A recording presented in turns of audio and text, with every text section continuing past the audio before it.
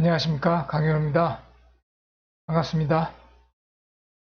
오늘도 들레즈 경제학 토론 클럽의 문을 활짝 열겠습니다.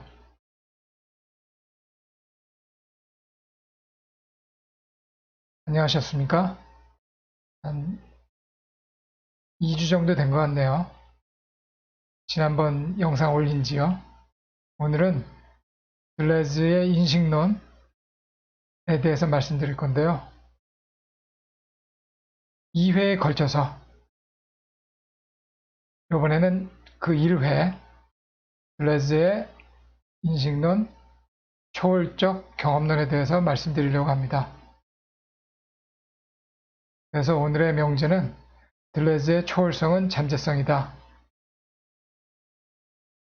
이런 주장에서부터 시작하려고 합니다. 들레즈가 의미하는 초월성이라는 것은 한마디로 말해서 잠재성이라는 거죠.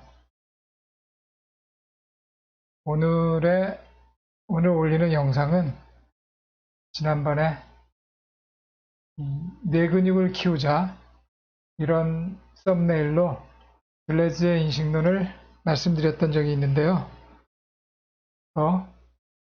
신자유주의 극복 프로젝트 11회를 리메이크한 영상입니다.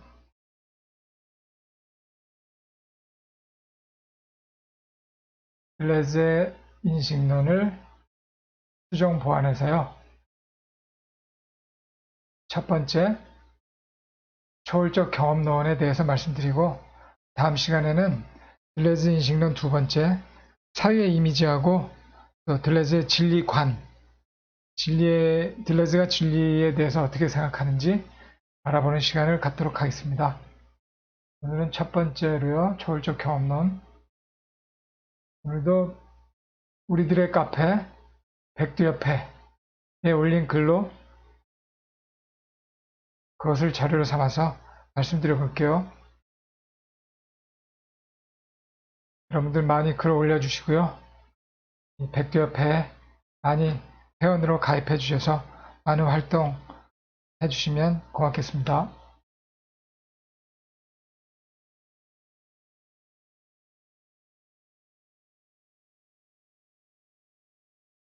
들레즈의 인식론 첫 번째요. 초월적 경험론 알아보도록 하죠. 먼저 인식이란 뭔지 간단하게 알아보도록 하죠. 인식이란 간단하게 표상들의 종합이라고 할 수 있겠어요. 표상이라는 거 말씀드렸죠. 머릿속에 떠오르는 맺히는 어떤 상이라고 할 수 있잖아요. 그래서 우리들이 감각할 수 있는 거, 보고, 듣고, 냄새 맡고, 그런 감각으로 느낄 수 있는 거, 또 언어로 표현할 수 있는 거, 머릿속에 맺힌 어떤 상을 언어로 표현하게 되면은 어떤 개념이 될 수도 있고, 어떤 언표가 될 수도 있고, 그렇겠죠. 그런 표상들의 종합을 인식이라고 할 수 있겠는데요. 그 표상, 프레젠타시옹 아니면 레프레젠테이션을 그 자체로 지금 말한 것으로 볼 수도 있겠지만 그 나타난 것, 현상을 다시 파악하는 것으로 본다면, 그러니까 여기서 그러니까 다시란 뜻이 있잖아요. 접두사. representation, representation 자체가 나타나는 것의 종합이 된다는 거죠. 그러니까 표상을 representation 이라고 했을 때 그 표상 자체가 나타난 것의 종합, 즉 인식이 될 수 있다는 거죠. 그러니까 표상들의 종합이라고 할 수 있겠는데, 표상을 다시 파악하는 것, 나타난 것을 다시 파악하는 것으로 본다면 표상 이퀄 인식이라 볼 수도 있겠다는 거죠. 그래서 종합이라는 것이 무엇인지 보죠. 나타난 것들, 현상들을 결합하고 짝을 지어 파악하고 포착한 뒤 어떤 판단을 내리는 거라고 할 수 있겠어요. 그러니까 우리 속에 떠오르는 것들, 그런 것들을 파악하고 포착해서 어떤 판단을 내리는 거, 그런 걸 두 가지로 나눌 수 있겠는데요. 크게 경험적 종합과 선험적 종합이 있을 수 있다는 거죠. 경험적 종합으로서 인식이 생긴다고 했을 때 그 입장에서는 경험이 우선이라는 거죠. 경험적 종합이니까 경험이 우선이라는 거. 가장 대표적인 게 베이컨이나 또 휴움, 또 그 외에도 많이 있겠죠. 지금 잘 생각이 안 나는데요. 영국을 대표로 하는 경험론이라고 할 수 있겠고요. 또 경험적 종합을 인식이라고 보는 게 우리의 들레즈의 초월적 경험론이 될 수 있는 거죠. 또 경험적 종합에 대조해서 선험적 종합을 인식이라고 보는 견해들이 있어요. 그래서 여기에서는 경험과 독립한 보편적 특성을 도입해서 종합에 활용한다는 거죠. 밑에서 말하는 어떤 범주 같은 거를 말하는 거죠. 선험적 종합만으로도 지식의 확장이 가능하다는 거예요. 선험적 종합만으로 지식의 확장이 가능하다. 칸트의 초월적 관념론 또는 선험적 관념론이 되겠습니다. 선험적 종합이 가능하냐, 이런 것이 칸트의 인식론에 있어서 가장 중요한 문제 중에 하나잖아요. 우리가 명제나 판단을 크게 나눌 때 분석 명제, 종합 명제 그렇게 나눈다는 거 많이 알고 계실 텐데 잘 모르시는 분도 계시죠. 분석 명제라는 거는 그 주어 안에 어떤 그 지식이나 내용이 다 들어있다는 거잖아요. 종합 명제라는 것은 새로운 지식이 포함된 명제라는 거죠. 그래서 분석 명제는 가장 많이 들은 게 결혼하지 않는 남자는 총각이다 라는 거죠. 이거는 주어와 수를 바꿔도 이 꼴이 항상 성립하는 거잖아요. 총각은 결혼하지 않은 남자다. 그걸 바꿔 말했을 때 결혼하지 않는 남자는 총각이다. 이런 것을 분석 명제라고 하잖아요. 주어 안에 그 수로를 포함하고 있을 때. 그러니까 분석 명제에서는 우리가 새로운 지식을 얻는 경우가 힘들다고 볼 수 있죠. 그렇지만 종합 명제는 다르죠. 그러니까 어떤 새로운 지식을 포함하고 있는 명제. 예를 들어서 개는 다리가 4개다 했을 때 개가 다리를 4개를 갖고 있다는 어떤 새로운 지식이 보태지는 거잖아요. 그걸 바꾸면은 이퀄이 안 되죠. 다리가 4개인 것은 개다. 이거는 참이 명제가 될 수가 없잖아요. 그러니까 분석 명제는 주어 수를 바꿔도 성립하지만 종합 명제는 그럴 수가 없는 거죠. 그래서 우리가 일반적으로 종합 명제에서 새로운 지식을 습득할 수 있다. 그렇게 일반적으로 말을 하는데, 그러니까 이런 것들이 새로운 지식을 얻으려면은 우리가 어떤 경험에서 얻는 경우가 대부분이잖아요. 우리가 자연을 경험하고 또 인간을 경험하고 어떤 만남과 만남에서 일어나는 경험으로부터 새로운 지식을 얻을 수 있다는 거죠. 그래서 경험적 종합에서는 당연히 새로운 지식을 얻을 수 있는데, 과연 선험적 종합에서도 지식의 확장이 가능하냐, 그런 게 칸트 인식론에서 문제가 많이 되죠. 쟁점으로 떠오르죠. 그런데 칸트는 가능하다는 거죠. 수학이나 대표적으로 유클리드 기하학 같은 거, 또 뉴턴 역학, 자연과학에서의 지식들이 선험적 종합으로 가능하다. 그렇게 보잖아요. 그래서 이런 선험적 종합이 인식으로 보는 견해에서는 선험적 종합만으로도 지식이 확장이 가능하다. 그러니까 경험이 없는 경우에도 지식이 확장이 가능하다는 거죠. 칸트의 초월적 관념론이 대표적이라고 할 수 있겠죠. 그래서 이 정도로 인식에 대해서는 간단히 정리하고요. 이제 들레즈의 초월적 경험론으로 본격적으로 진입해서 초월적이란 뜻이 무엇인지 알아보도록 하죠.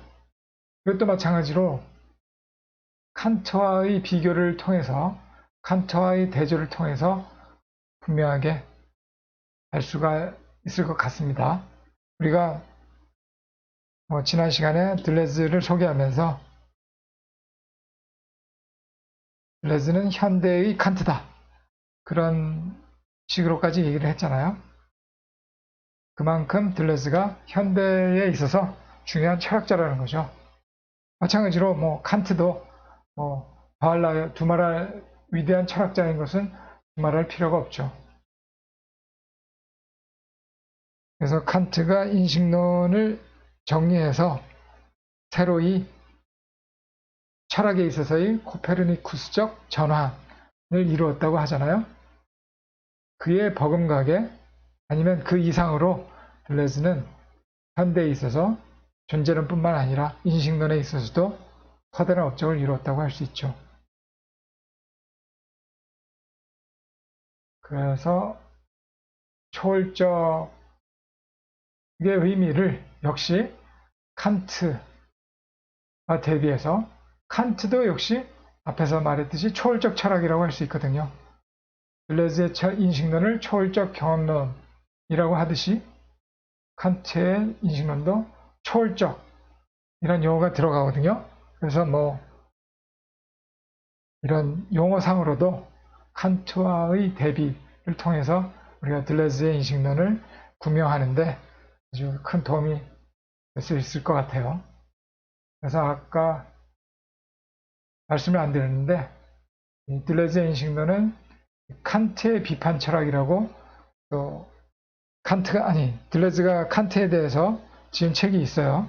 그 책과 함께 차이와 반복을 같이 보시면은 들레즈의 인식론을 잘 아실 수 있을 겁니다. 그래서 여기서 둘 다, 칸트나 들레즈나 둘 다 초월적이라는 말을 쓰는데 그 초월적이라는 뜻이 무엇인지 한번 알아보도록 하죠. 그래서 여기서 초월적은 불어로 하면 트랑상당달, 영어로 하면 transcendental이 되죠. 차이 나는 건 요 A하고 요 E, 요거 차이 나는 거예요.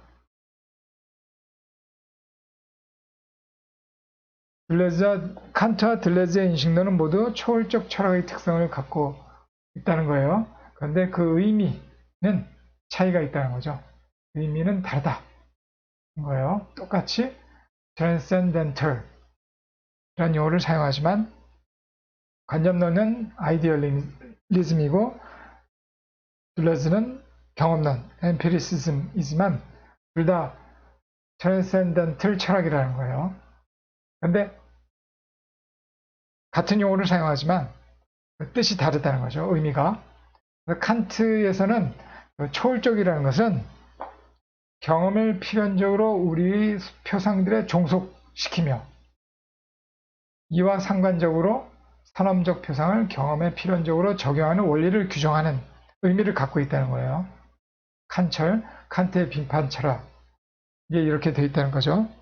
참조해 보세요. 경험을 선험적 표상들에 종속시키는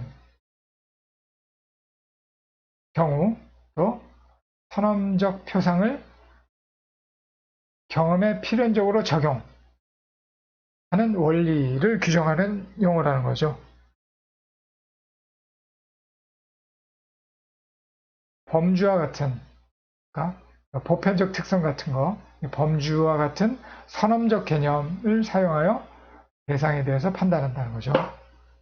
나타나는 것들, 현상, 우리가 지정하는 대상들에 대해서 이런 범주와 같은 선험적 개념을 경험 이전에 우리가 구비하고 있는 시간과 공간, 뭐 양, 질, 뭐 관계, 뭐 그런 8가지인가 7가지 몇 가지 범주가 있잖아요. 8가지인가 그렇게 되는 걸로 알고 있는데요. 칸트가 분류한 범주가요. 범주 분류한 사람 많이 있죠. 대표적인 게 아리스토텔레스의 범주도 있고요.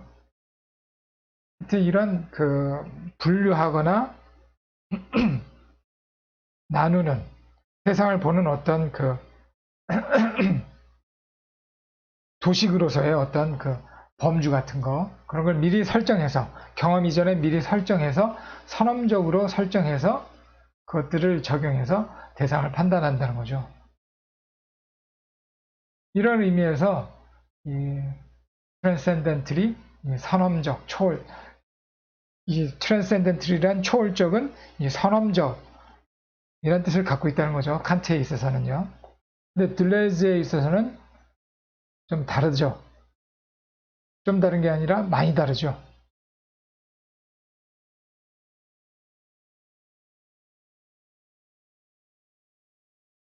들레즈는 칸트가 가능한 경험들이 보편적 근거로 제시하는 범주들을 비판한다. 이 가능한 경험들이라는 요거를 주의하셔야 돼요. 그래서 칸트의 범주를 비판하면서 이런 표현을 하죠. 범주들은 실제에 비해서 일반적으로 너무 크다. 범주의 그물은 너무 성겨서, 너무 헐거워서, 구멍이 너무 듬성듬성 많아서 대단히 큰 물고기도 빠져나가 버린다. 그러니까 대단히 큰 물고기라는 것은 대상을 말하는 거겠죠. 대상을 파악하지도 못하고 그물을 빠져나간다는 거예요. 그물에 걸려야 우리가 그것을 파악할 텐데 그렇지가 않다는 거죠. 범주의 이 구멍들이, 범주의 그물이라는 구멍이 너무 커서 그렇다는 거죠. 우리는 가능한 경험 일반이 아니라 구체적인 실제적 경험의 조건들을 탐구해야 한다는 거죠. 그러니까 어떤 실제로 일어난 경험들이 아니라 미리 선험적으로 이거는 이럴 것이다. 저거는 저럴 것이다. 그런 식으로 판단할 것이 아니라 실제적으로 일어난 구체적인 경험에 있어서의 조건들을 탐구해야 우리는 정확하고 확실한 인식을 할 수 있다는 거죠. 그래서 이런 범주와 같은 선험적 개념에 의한 선험적 종합을 통한 인식을 비판한다는 거죠. 그래서 들레즈는 종합 판단의 근거 또는 조건으로서 비표상적이고 잠재적인 것들을 제시하는데 이런 것들을 규정하는 용어로 초월적이라는 말을 사용한다는 거예요. 그러니까 들레즈는 구체적이고 실제적 경험의 조건들을 탐구한다는 거죠. 이런 가능한 어떤 일반적인 아직 구체적으로 제시되지 않은 경험들을 탐구하긴 일반 근거, 보편적 근거를 제시하는 것이 아니라 구체적인 실제적 경험의 근거 또는 조건으로서 이런 비표상적이고 잠재적인 것들을 제시하는데 이러한 것들을 규정하는 게 초월적이라는 말이죠. 그러니까 맨 처음에 말씀드렸듯이 들레즈의 초월성이라는 것은 잠재성을 의미한다고 말씀드렸잖아요. 여기에서 그 풀이가 나오는 거죠. 구체적이고 실제적 경험의 조건들을 근거들을 판단해야 우리는 종합 판단, 정확한 인식에 도달할 수 있다는 거죠. 그런 것들이 우리는 계속 말씀드렸죠. 들레즈의 철학, 비표상적 철학, 잠재적 철학이라고 했잖아요. 그런 것들을 지시하는 용어로서 초월적, transcendental 이런 말을 사용한다는 거죠. 그러니까 칸트의 경우와 다르잖아요. 칸트의 경우에는 선험적이란 뜻으로 쓰인 거고 들레즈의 경우에는 비표상적, 잠재적인 것들을 의미하는 뜻으로 쓰인 거죠. 인식 주체나 인식 대상 자체가 초월적이라는 의미가 아니라 인식을 가능하게 해주는 근거, 인식을 가능하게 해주는 근거가 초월적이라는 거죠. 이 인식 주체나 대상 자체가 초월적인 경우가 밑에서 설명하게 될 일반적인 보통의 우리가 흔히 알고 있는 경험론의 경우가 되는 거죠. 인식 주체나 인식 대상 자체가 초월적일 때는 보통의 경험론이 되는 거고요. 인식을 가능하게 해주는 근거가 초월적이라는 것, 그것이 딜레즈의 경험론이 되는 거죠. 그래서 선험적인 것은 단순히 경험에 앞선다는 의미만을 갖지만 초월적인 것은 경험에 앞설 뿐만 아니라 경험의 실질적 조건이자 발생 원천이라는 의미가 되는 거죠. 우리가 말했죠? 차이라는 것이 그 잠재적인 것의 대표적인 거잖아요. 차이는 뭐라고 그랬죠? 가장 중요한 딜레즈의 입문을 위한 공식, 차이 자체. 딜레즈의 차이는 발생의 원천이자 인식의 근거라고 그랬잖아요. 그래서 경험의 실질적 조건이자 발생 원천으로서의 이 초월적인 것, 다시 말해서 잠재적인 것이 되는 거죠. 그래서 차이와 반복, 이건 딜레즈가 말한 게 아니라 역주, 차이와 반복을 지으신 김상환 교수님 있잖아요. 그분이 이런 표현을 만드신 거죠.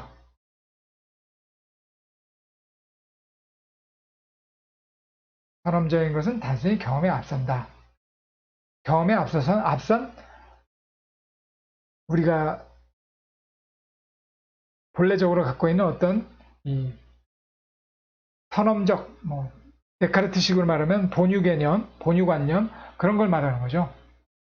경험에 앞서 미리 존재하는 범주 그런 것들을 의미하는 것이 아니라 딜레즈의 초월적이라는 것은 경험의 실질적 조건이자 발생 원천, 이것이 바로 잠재적이라는 거죠. 잠재적인 것들을 말하는 거죠. 그래서 초월적의 의미, 딜레즈의 초월적 경험론이라고 했을 때 초월적이라는 것은 잠재성을 의미한다. 잠재적인 것들을 말한다는 거죠. 그런 면에서 칸트의 초월적, 칸트의 선험적 이란 것과 차이가 있다. 구별된다.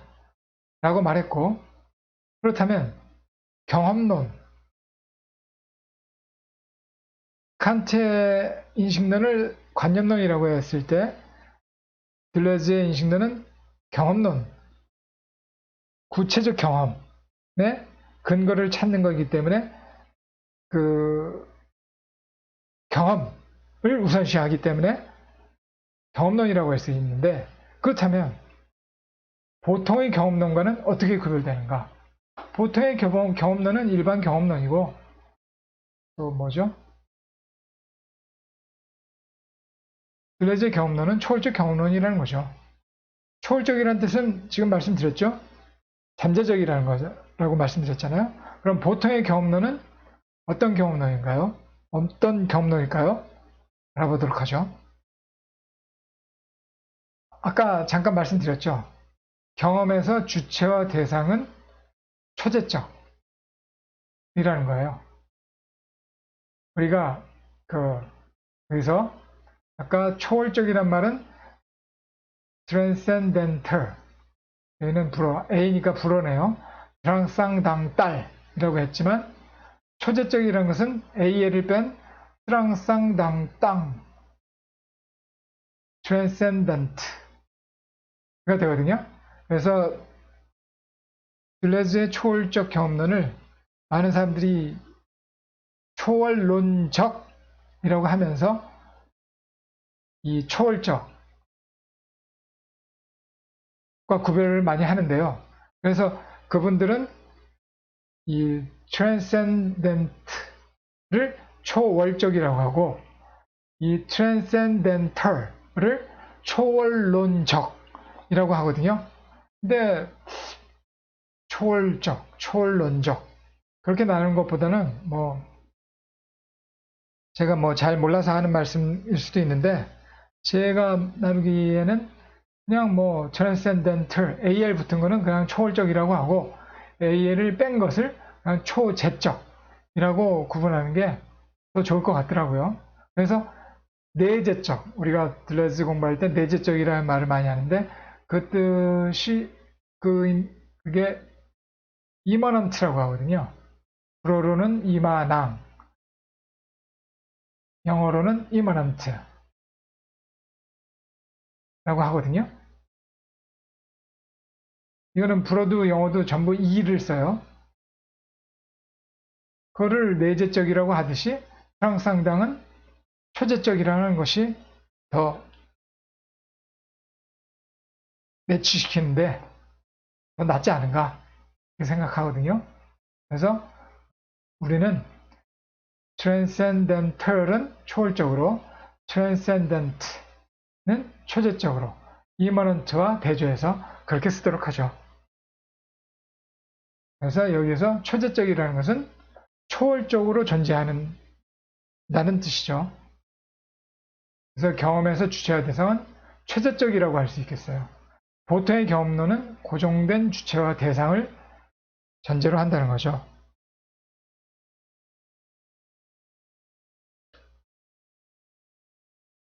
고정되지 않으면은 주체와 대상이 고정되지 않으면은 우리가 경험, 인식이 제대로 안 될 거잖아요.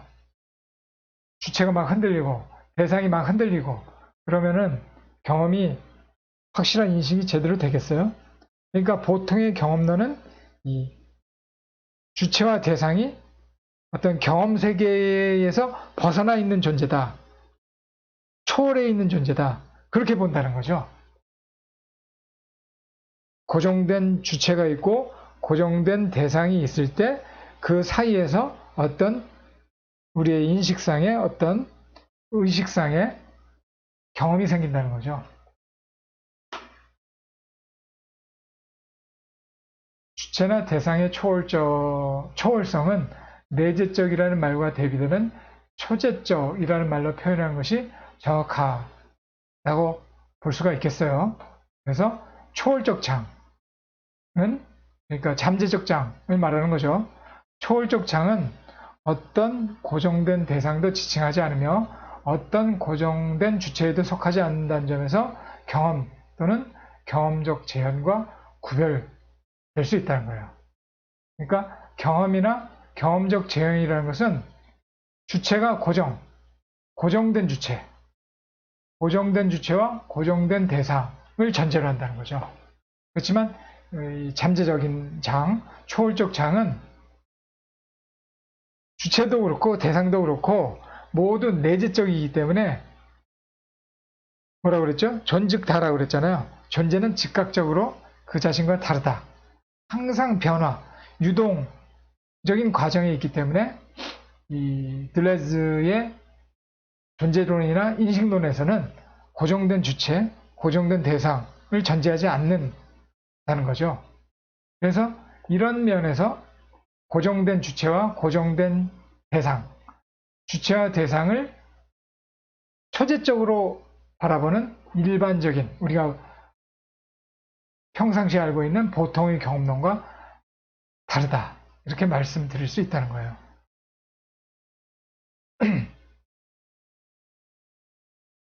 이런 차이가 있지만은 이런 초월적인 것들, 잠재적인 것들도 의식되지 않고 정체성이 불확실하다는 것뿐이지 결국은 경험으로부터 나올 수밖에 없다는 거죠. 인식의 근거가 결국은 경험이라는 것에서 이것도 경험론일 수밖에 없어요. 인식의 근거가 잠재적이고 비표상적이긴 하지만 결국은 경험. 따지고 보면 이것도 이 감성으로부터 시작하는 경험에서 시작되기 때문에 이것도 경험론이라는 거죠. 그래서 초월적 경험론도 경험론이라는 거예요. 사유되어야 할 것으로 이르는 길에서는 진실로 모든 것은 감성에서 출발한다. 감성에서 출발한다. 강도적 사태에서 사유에 이르기까지 우리에게 사유가 일어나는 것은 언제나 어떤 강도를 통해서이다. 그러니까 강도를 통해서 감성에 받아들여진 다음에 어떤 칸트가 말하는 상상력, 이성, 지성 그런 걸 통해서 우리가 전체적인 사유가 이루어진다는 거죠. 그러니까 시작은 이 감성이라는 거예요. 우리의 사유는 감성적 경험에서 출발하되 그것은 강도적 사태를 통해서라는 거죠. 강도적 사태로부터 우리는 인식을 할 수 있다는 것. 관건은 강도적 사태의 이중성이 되겠어요. 강도의 잠재적이면서도 감성적인 이러한 이중적 성격으로부터 초월적 경험론이 도출된다는 거예요. 관건은 강도적 사태의 이중성이라는 거예요. 이게 중요하다는 거죠. 왜 중요한지는 다음에 설명드릴 거고요. 우리가 보통의 경험론과 들레즈의 경험론이 이 고정된 주체나 대상을 전제로 하지 않고 잠재적인 것, 한시도 정제해 있지 않은 어떤 주체나 대상, 어떤 그런 상황에서의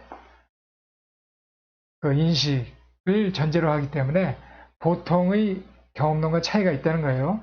그러니까 우리가 그 경험의 근거를 잠재적인 것에서 추출하기 때문에 초월적이라는 거예요. 그래서 그런 차이가 있지만은 결국은 우리가 사유의 모든 것은 감성, 그러니까 감각으로 받아들이는 어떤 그 내적 인식 능력에서 출발한다는 거죠. 감성적 경험에서 출발할 수밖에 없다는 거죠. 그것은 강도적 사태를 통해서이다. 그런데 강도적 사태는 밑에서와 같은 어떻게 보면 역설적인 이중성을 가지고 있다는 거예요. 그렇기 때문에 우리가 이 초월적 경험론을 제대로 공부하기가 약간은 어렵게 된다는 거죠.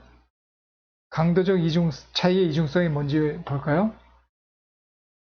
잠재적이기 때문에 그렇다는 거예요. 강도적 차이 우리가 공부를 다 했잖아요. 그런데 그런 것이 어떤 성질을 가지고 있는지 보자는 거죠. 어떤 성질을 가지고 있느냐 하면은 이런 거예요. 감각할 수 없지만 동시에 감각밖에 될 수 없는 것. 감각뿐만이 아니라 좀 더 넓혀서 경험할 수 없지만 경험밖에 될 수 없는 것이라는 이런 성질을 가지고 있다는 거예요. 이게 도대체 무슨 말이죠? 강도적 차이는 감각할 수 없대요. 잠재적이니까 그렇겠죠. 지난번에 말씀드렸죠. 이념적 차이는 인식의 궁극적인 근거지만 그것이 좀 더 개체화되어서 인식의 직접적 근거가 될 수 있는 게 강도적 차이라고 했잖아요. 그렇지만 아직까지도 인식의 직접적 근거는 되지만 아직 표상화된 단계는 아니기 때문에 재현된 단계는 아니기 때문에 감각할 수는 없죠. 그러나 동시에 감각밖에 될 수 없는 것. 감각 이외에는 우리가 파악할 수가 없다는 거예요. 아직 재현 이전이기 때문에 정체성이 그 clear and distinct, 한 단계에 오지는 못했지만 애매하거나 또는 모호할 수도 있지만은 감각밖에 될 수 없다는 거예요. 감각 이외에서는 우리가 캐치할 방법이 없다는 거죠. 경험할 수 없지만 경험밖에 될 수 없는 것이라는 거죠. 이런 어떻게 보면 서로 모순되는 역설적인 이중적 성격을 갖고 있다는 거예요. 그것이 이 들레즈의 초월적 경험론의 핵심 포인트라는 거죠. 강도적 차이 이중성으로부터 우리가 약간의 그 곤란, 어려움에 처할 수 있는데, 그렇지만 우리는 더 엄밀한 지식이라면 지식, 진리라면 진리, 엄밀한 인식에 다다를 수 있다는 거죠. 그래서 이런 것들을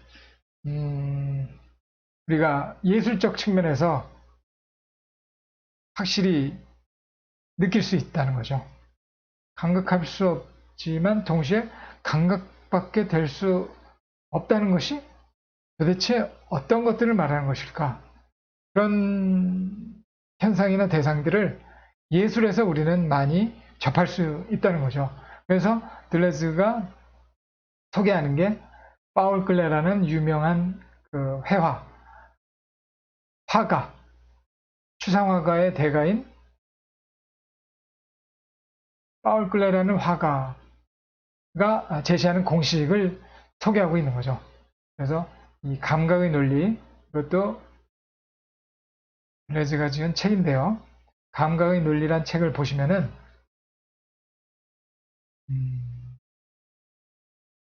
파울 클레의 공식을 이렇게 표현하고 있어요. 보이는 것을 보여주는 것이 아니라 보이지 않는 것을 보이도록 한다는 공식이 있다는 거죠. 그래서 회화의 임무는 보이지 않는 힘을 보이도록 하는 것 하는 시도로 정의될 수 있다. 마찬가지로 음악도 들리지 않는 힘을 들리도록 하기 위해 노력한다는 거죠. 그러니까 파울 클레의 공식을 회화에 적용해서 보이지 않는 힘을 보이도록 하는 게 이 미술의 임무고, 음악에 적용하자면은 들리지 않는 힘을 들리도록 한다는 것이죠. 그러니까 보이지 않는 힘이 바로 강도적 차이라고 할 수 있잖아요. 들리지 않는 힘도 강도적 차이라는 거죠. 그것이 보이도록, 들리도록 하는 것이 예술의 임무라는 거예요. 그래서 보이는 것을 보여주는 것이 예술의 할 일이 아니라 보이지 않는 것을 보이도록 한다는 것이, 그러니까 이런 그 강도적 차이를 표현해 줄 수 있는 것이 이 예술적 표현이 적합하다는 거죠. 우리가 이 강도적인 것은 비표상적인 것이기 때문에 언어로 표현하기가 어렵다고 그랬잖아요. 그런데 이런 그 다른 상징, 다른 표현 수단인 미술이나 음악에서는 어떻게 보면은 우리가 감각할 수 없는 거, 보이거나 보거나 들을 수 없는 거, 또 정확한 언어로 표현할 수 없는 것들을 이런 예술적 측면에서 표현할 수 있다는 거죠. 이런 식으로 우리는 감각, 감성으로서 받아들일 수 있다는 거예요. 이 강도적 차이를. 이런 식으로 예술적으로 받아들일 수 있는데, 과연 우리의 인식은 어떻게 작동을 하는가, 그런 걸 알아봐야 되겠죠. 그래서 이런 역설적 사태에 직면해서 우리는 어떻게 인식할 것인가, 이게 가장 중요한 문제가 되겠죠. 이런 역설적 사태를 어떻게 인식할 것인가가 인식론의 가장 중요한 포인트가 되겠죠. 그래서 우리는이 아니라 들레즈는 다시 역시 칸트의 인식 능력을 도입해서 원용해서 활용해서 설명해주고 있어요. 보죠. 그래서 인식 능력을 뭐 쉽게 말해서 인식 능력을 잘 실행하면은 이런 강도적 차이들을 우리가 인식으로서 받아들일 수 있게 된다는 거죠. 인식 능력을 잘 실행하자. 어떻게 실행하자? 어떻게 실행하느냐? 잘 사용하자. 어떻게 사용하느냐? 답은 초월적 실행이라는 거예요. 초월적 실행이라는 것인데 그거와 대비되는 경험적 실행과 함께 알아보도록 하죠. 그러니까 들레즈는 인식 능력의 실행이나 또는 인식 능력의 사용을 크게 두 가지로 나눌 수 있다는 거예요. 경험적 실행과 초월적 실행이라고 하는 거죠. exercice empirique, exercice transcendant. 이 트랑상당은 엄밀히 정확히 표현하면 초제적이라고 했잖아요. 그런데 거기서는 초월적과 초제적을 구분하기 위해서 초제적이 정확하다고 그랬는데 여기는 뭐 경험과 대비되는 의미에서 그냥 초월적이라고 해도 상관없겠어요.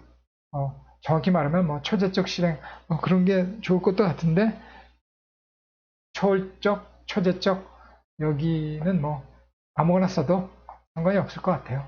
경험적이란 것과 구분하기 위해서 쓰는 것이니까요. 그래서 경험적인 인식 능력의 실행, 경험적 사용이라는 것은 우리가 평소에 사용하는 그대로인 거죠. 표상적 사유, 우리가 인식, 뭐 사과를 본다, 또 뭐 다른 뭐 자연현상을 만났을 때 우리가 평소에 하는 인식 능력의 사용을 말하는 거죠. 들레즈가 말하는 뭐 인식 능력, 뭐 구분하는 거, 뭐 감성, 사유의 출발이라고 말씀드렸죠. 감성, 상상, 기억, 이성, 지성, 뭐 그런 것들을 인식 능력이라고 할 수 있겠는데 그런 것들을 어떻게 사용하느냐는 거죠. 그러니까 평소에 우리가 하는 인식 능력의 사용은 경험적 실행이라는 거죠. 표상적 사유를 할 때라는 거죠. 현실적 대상에 대한 사유, 현실적으로 우리가 보는 것, 그러니까 재현된 것, 보거나 듣거나 뭐 우리가 접하는 모든 것들을 사유할 때라는 거죠. 그래서 자기 동일적인 주체적 자해에 의한 능동적 종합, 능동적으로 인식을 할 때 경험적인 실행을 한다는 거죠. 능동적 오성. 요새는 뭐 오성이란 말 잘 안 쓰고 뭐 지성이라는 말을 더 많이 쓰잖아요. 능동적 오성, 수동적 감성을 명확히 구분을 하죠. 그래서 여기서는 논리적 지능이 주의하다는 거죠. 그래서 오성이나 지성을 더 우위에 두는 거죠.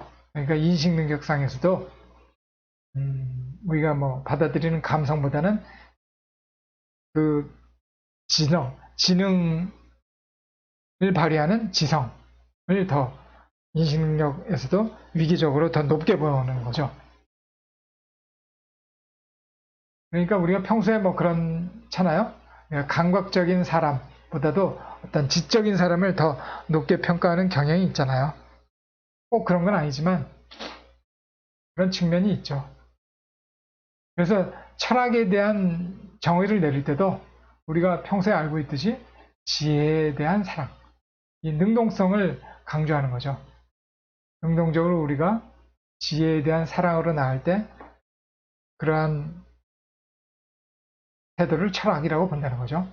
그래서 다음 시간에 말씀드릴 건데 사유의 이미지 다음 시간에 들레즈의 인식론 2 두 번째로 말씀드릴 건데 거기에서 이런 독단적이고 교조적이고 도덕적인 사유의 이미지로 연결된다는 거죠. 그러니까 이런 경험적 실현이라는 것은 우리가 평소에 그냥 뭐 아무런 뭐 쇼킹한 사건이 없을 때 그럴 때 작동하는 인식 능력을 설명하고 있는 거죠. 그러나 우리가 그 강도적 사태를 인식하기 위해서는 이것 갖고는 안 된다는 거죠. 초월적인 실행이 필요하다는 거죠. 인식 능력들의 초월적 사용, 초월적으로 사용한다는 거예요. 기상적인 보통의 경우가 아닌 우리가 평소에 경험하던 인식 능력의 사용이 아니라 비상한 사용이 되는 거죠. 평소와는 많이 다른 거죠. 그래서 비표상적 사유를 할 때, 우리가 말로 표현하기 어려울 때 진짜 그 감각으로 보고 듣거나 어려운 것들, 진짜 난생 보도 듣도 못한 그런 것들과 맞닥뜨렸을 때의 사유를 할 때라는 거죠. 잠재적 대상에 대한 사유인 거죠.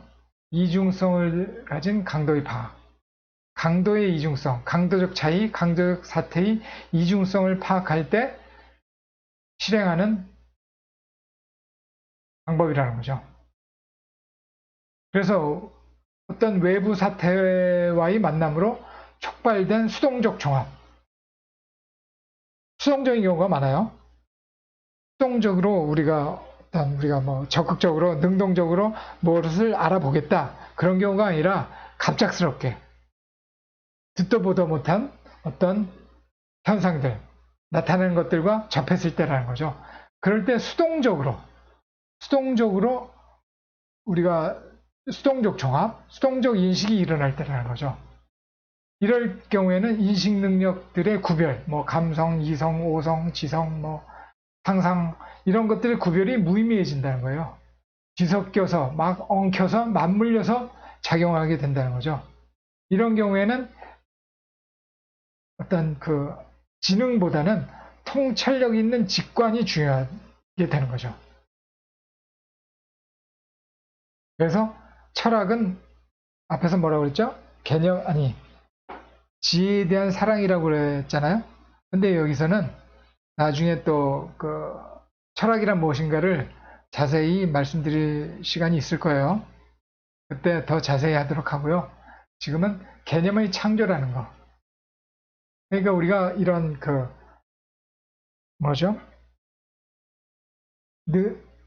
듣도 보다 못한 이런 사태들에 접해서 어떤 사유가 일어날 거 아니에요? 수동적으로. 그러한 사유가 정돈되는 상황에서 어떤 새로운 개념의 창조가 일어날 수 있다는 거죠. 그럴 때 그런 과정이 바로 철학이라는 거예요. 다르죠? 앞에서 말한 철학 개념하고요. 나중에 더 자세히 공부하도록 하고요. 거기에서 이런 초월적 실행에 의해서 나타나는 사유의 이미지는 다음 시간에 더 자세히 할 거니까 그냥 용어만 알아두도록 하죠. 발생적 사유의 이미지라는 거예요. 발생적 사유의 이미지라는 것은 이미지 없는 사유가 이루어질 때 어떤 우리가 정해놓은 이미지가 없는 그런 사유라는 거예요.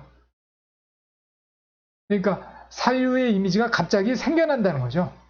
그러니까 위에서 말했듯이 어떤 독단적이고 교조적이고 도덕적인 미리 정해진 사유의 이미지가 없다는 거예요. 그때 사유의 이미지가 생긴다는 거예요. 그러니까 이미지가 없는 거죠. 정해진 이미지 없는 사유로 연결된다는 거죠.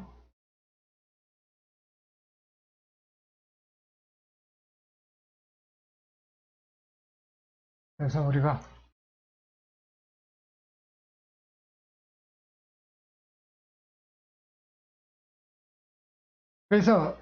좀 더 자세히 말해보면은 사유하도록 강요하는 어떤 사태가 있어 우리와 우연히 마주치는 경우 이런 인식 능력들의 사용이 필요하다는 거죠. 우연히 마주치는 것을 뭐 조우한다는 표현을 많이 쓰잖아요. 들레즈 철학에서도 우연히 마주침, 조우 그런 용어를 많이 써요. 사유하도록 강요하는 어떤 사태가 있어서 강요하니까 우리가 수동적으로 사유하게 되는 거죠.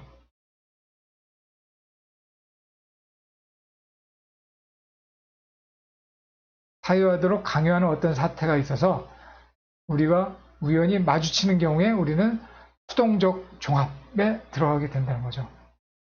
그래서 예를 들자면은 우리가 좋은 사태도 있고 나쁜 사태도 있는데 특히나 이런 안 좋은 사태, 그런 사태를 만났을 때 우리는 어쩔 수 없이 강요에 의해서 사유를 할 수밖에 없는 경우가 많잖아요. 그래서 뭐 대표적인 경우가 우리 사회에서 본다면은 20년 전에 IMF, 10년 전에 글로벌 금융위기, 또 최근에 코로나19, 그런 것들이죠.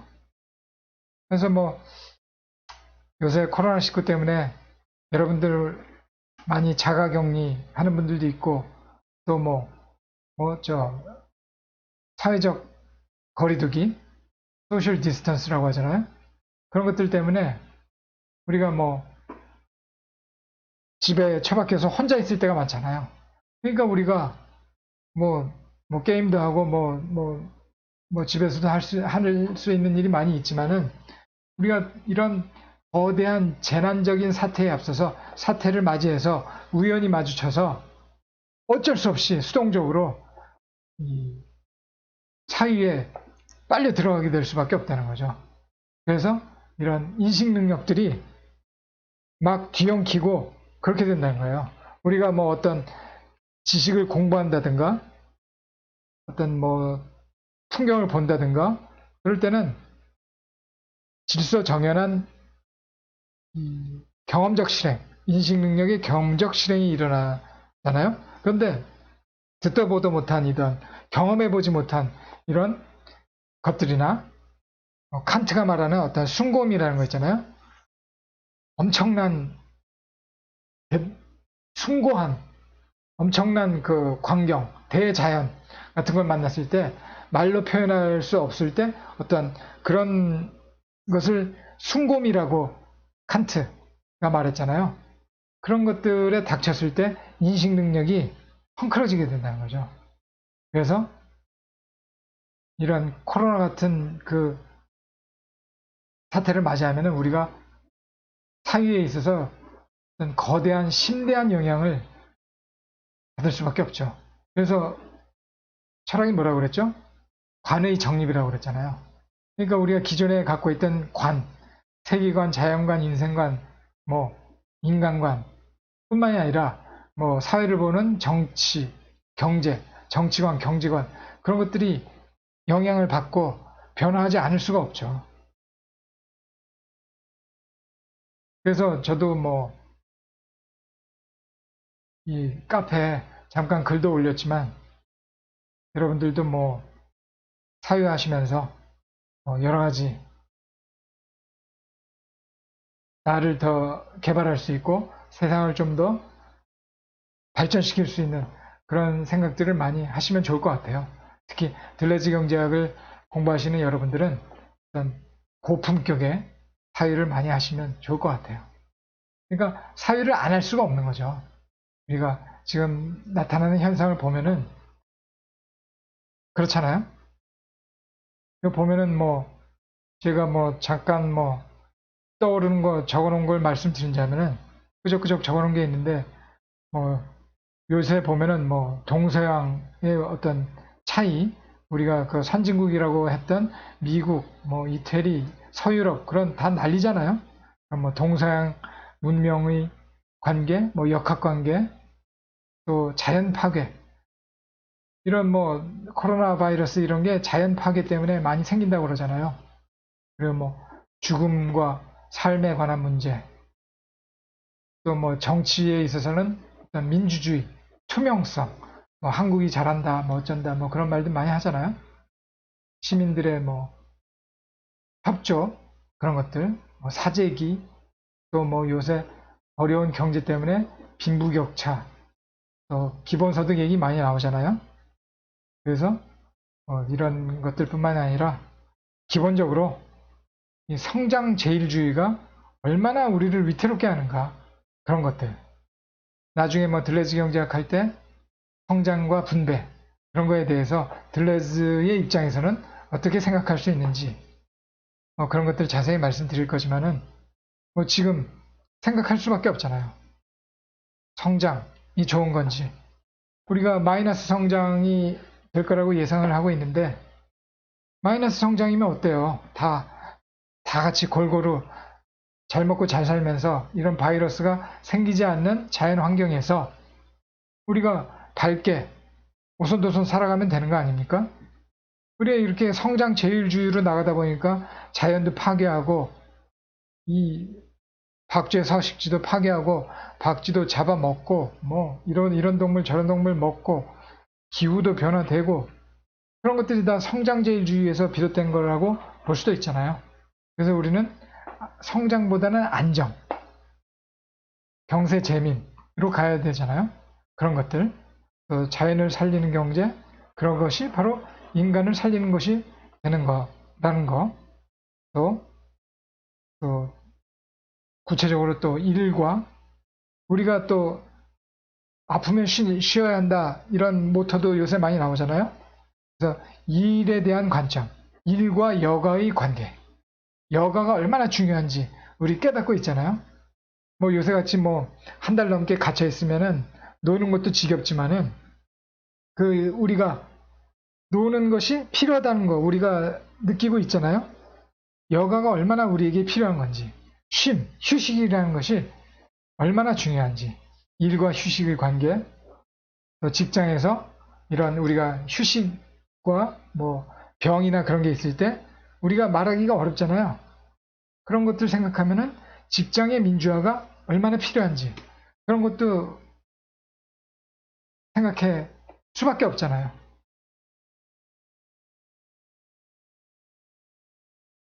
그래서 이런 것들을 생각할 수밖에 없는 불가피한 환경에 있을 때 인식 능력의 초월적 실행, 초월적 사용이 이루어진다는 거죠. 그래서 이런 경우에는 사유가 질서정연한 인식 능력의 실행이라고 볼 수가 없다는 거죠. 인식 능력이 엉클어진 뒤엉킴 와중에서도 어떤 정돈이 최종적으로는 이루어질 거 아니에요? 의식적으로건 무의식적으로건 이루어질 수밖에 없죠. 이런 의미에서 우리가 생각을 하고 사고를 할 때 진정한 사유로 이루어질 수 있다는 거죠. 어떤 각성이 이루어질 수 있다는 거죠. 더 자세한 것은 사유의 이미지 할 때 다음 시간에 더 말씀드릴게요. 오늘은 이 초월적 실행에 대해서 좀 더 구체적으로 말씀드리고 끝내도록 할게요. 그래서 사유하도록 강요하는 어떤 사태가 있어 우리와 우연히 마주치는 경우, 조우하는 경우 이 사태들은 인식 능력의 경험적 실행이 감당할 수 없는 다방면의 폭력을 행사하여 칸트가 분류하여 제시한 감성, 상상력, 기억, 지성, 이성 등과 같은 인식 능력들을 펑크러지게 하고 그 극단적인 한계에 도달케 하여 극단에 다다르게 하여 감각 안에서 새로운 감성을 분만시키고 새로운 감성을 분만시킨다는 거예요. 사유 안에서 새로운 사유하기를 발생시킨다는 거죠. 새로운 사유를 발생시킨다. 그래서 발생적 사유의 이미지가 나온다는 거죠. 다음 시간에 더 자세하게 말씀드린다고 그랬죠. 경험적 실행은 인식 능력들을 수렴시키는 거예요. 이런 감성이나 상상력 이런 인식 능력들을 수렴시켜서 질서 정연하게 만든다는 거예요. 어떤 대상의 재인이나 식별을 가능케 한다는 거죠. 재인, 식별, 알아본다는 거죠. 그러나 초월적 실행은 인식 능력들을 발산시킨다는 거예요. 뒤엉키고 막 자유자재로 막 왔다 갔다 우왕좌왕 갈팡질팡하게 만든다는 거예요. 어떤 우연한 만남에 의해서요. 사유하도록 강조하는 것의 폭력에 의해 인식 능력들은 자신의 한계를 시험하게 되고 막 발산하면서 어디까지 인식 능력이 발휘되는지 한계를 시험하게 되고 그 과정에서 새로운 창조의 영역이 개척될 수도 있다는 거예요. 그러니까 우리가 어떤 새로운 사태의 직면에서 인식 능력, 감성이면 감성의 한계, 상상력의 한계, 여기요, 지성의 한계, 기억력의 한계, 이런 것들이 발산해서 자신의 한계를 시험하게 된다는 거죠. 그 과정에서 어떤 새로운 창조적 사유가 태동된다는 거잖아요. 이런 것들이 인식 능력의 초월적 실행이라는 거죠.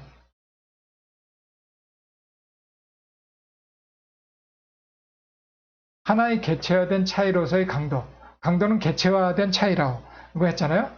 개체적 차이라고 했잖아요. 개체화된 차이로서의 강도는 인식 능력의 경험적 실행의 관점에서는, 그러니까 강도는 경험적 실행의 관점에서는 감각 불가능하다. 감각될 수 없는 것이라는 거죠. 그러나 감성의 초월적 실행의 관점, 초월적 실행의 관점에서는 강도는 오로지 감각밖에 될 수 없는 것. 이게 바로 강도의 이중성이잖아요. 경험적 실행의 관점에서는 감각 불가능하다는 거. 감각될 수 없는 거죠. 그러나 이 초월적 실행의 관점에서 봤을 때 오로지 감각밖에 될 수 없는 것. 그래서 강도의 이중성, 역설적 이중성이 나오는 거죠. 아시겠죠? 인식의 근거로서 강도는 감각을 낳고 이를 통해 기억을 일깨우며 또 사유를 강요하게 된다는 거죠. 이것이 강도의 역설적 이중성이라는 거죠. 이와 같은 과정을 거쳐 이루어지는 사유의 방식, 사유의 모습이 발생적 사유의 이미지라는 거예요. 이것은 다음 시간에 공부하도록 하겠습니다. 오늘은 이 정도로 마치도록 하겠습니다. 다음 시간에 사유의 이미지와 둘레즈의 진리관을 공부하도록 하고 정리해보는 시간을 갖도록 하겠습니다. 지금까지 강윤호였습니다. 다음 시간까지 건강 잘 유념하게 잘 챙기시고 건강한 모습으로 다시 만나 뵙도록 하겠습니다. 안녕히 계세요.